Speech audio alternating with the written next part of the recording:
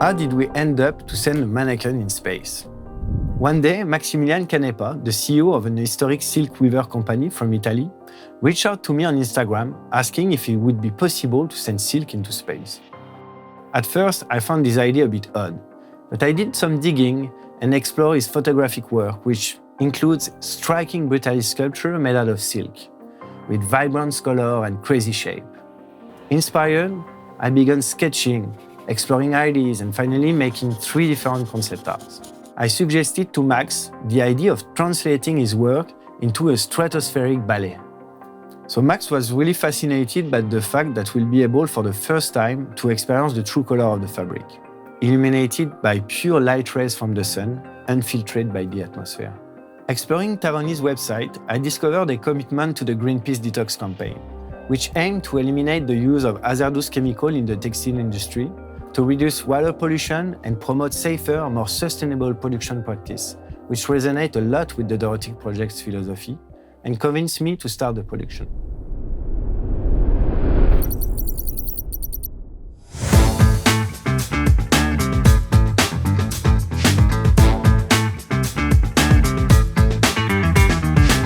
To be able to send the mannequin in space, I had to make it as light as possible. To achieve this, I chose to livecast a 5'2" model. We started with the head to get it out of the way, because it's always the most claustrophobic step of the process. Then, we made a shell out of plaster bandage to hold the silicone in place. Our team usually consists of 3 people, as we need to work as fast as possible to minimize the amount of time the models spend inside the cast. So next we move on to the body. To ensure that the model could hold a specific position and support the weight of the plaster bandages, we built 2 poles to improve stability.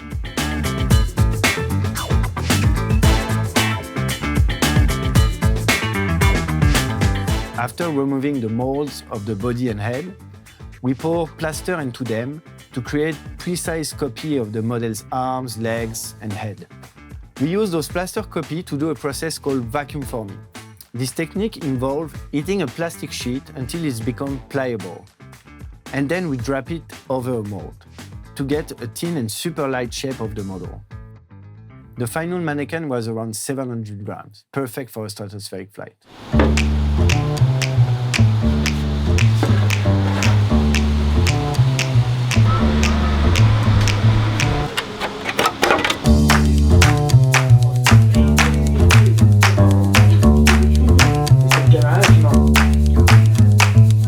I worked with Justine, a talented costume designer from Montreal, to create multiple variations of the sculpture.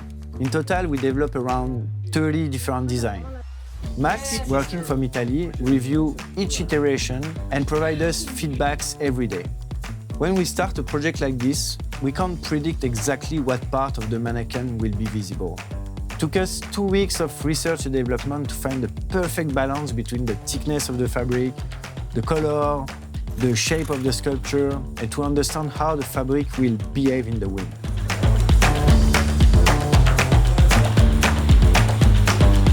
To ensure that we have all the creative possibilities, we don't take any chance. We create a full copy of the person. This way, if we need to show an arm, a leg, a part of the face, we have the option.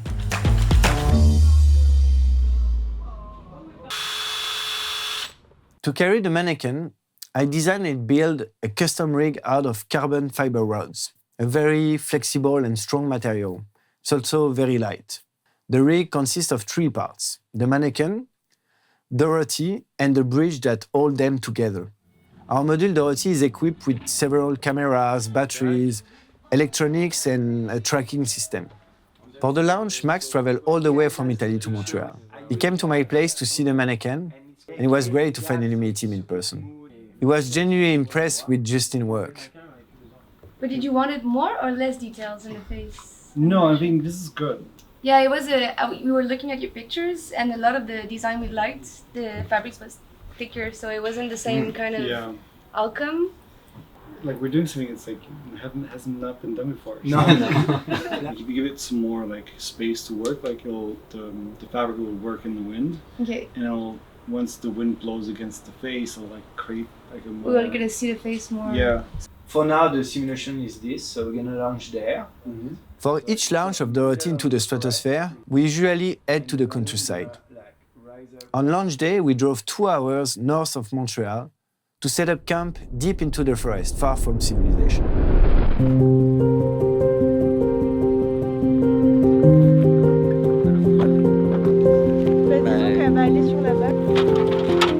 Dorothy's team is a group of 8 people. Arriving on site, they know exactly what to do.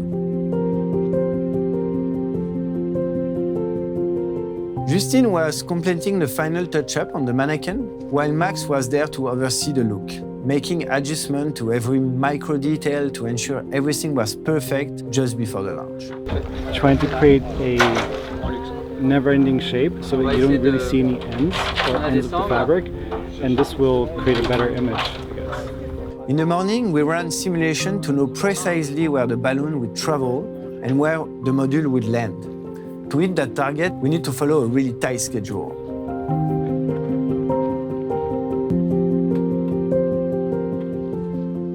One person was specifically in charge of taking note of the timing on the checklist and ensuring that we stay on track. Meanwhile, Silvano and I were busy installing all the electronics inside Dorothy, checking the cameras and ensuring the batteries were full and ready. Là, je viens de fermer Dorothy, donc les batteries sont à l'intérieur au fond.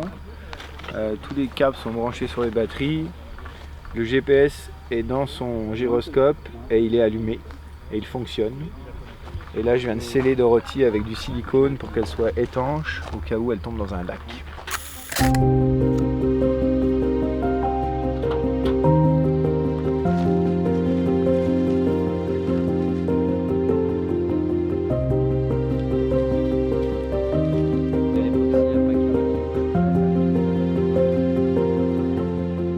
Les 4 caméras sont branchées. On va avoir une Insta Ace Pro qui va filmer le mannequin en contre-plongée avec la planète en dessous.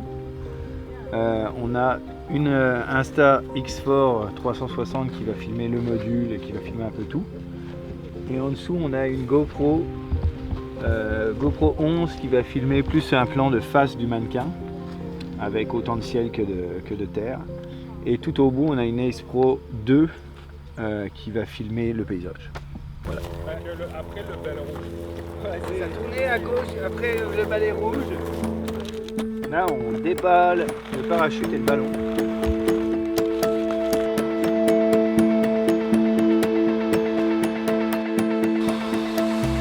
Je vais un peu plus vite que la dernière fois, mais ça va très bien. We were ready for the launch, and I noticed a strange mark on the balloon, a dark stain, which made me think that its integrity could be compromised. In that case, the balloon could burst sooner than it should be, and the module would land somewhere unexpected. So 2 minutes before takeoff, I had to tell the team to cancel everything.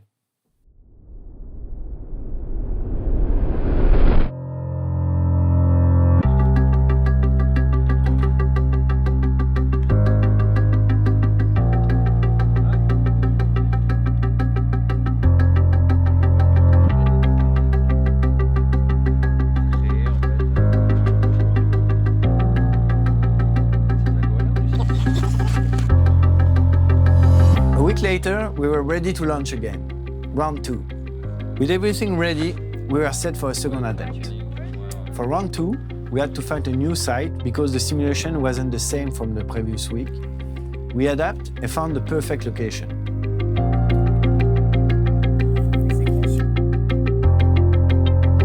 So we had a brand new balloon. So the same team went up again. Although it was unfortunate that we had to cancel the first launch, it gave us an extra week to work on the mannequin. Justine had more time to make it perfect and beautiful. The weather was also better. The first time, the sky was completely clear. But a week later, there were clouds everywhere.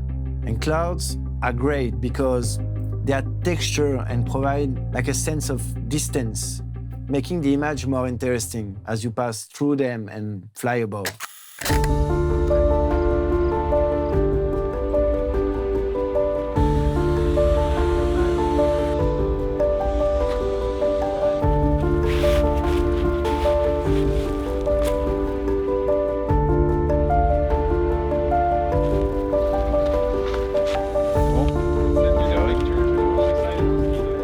ready for the launch, everyone is in position and know exactly what to do.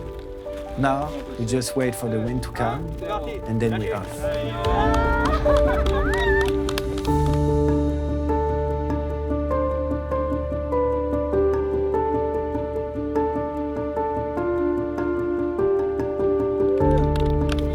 Les frissons, bordel!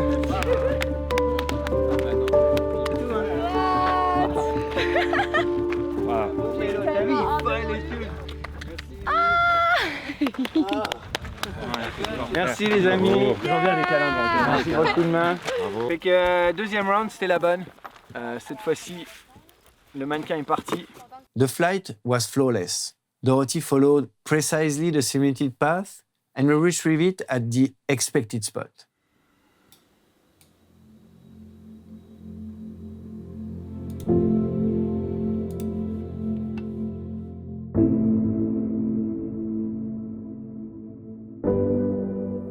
The footage we captured went beyond my expectation. In the final film, the image appeared exactly as the camera captured them into the stratosphere.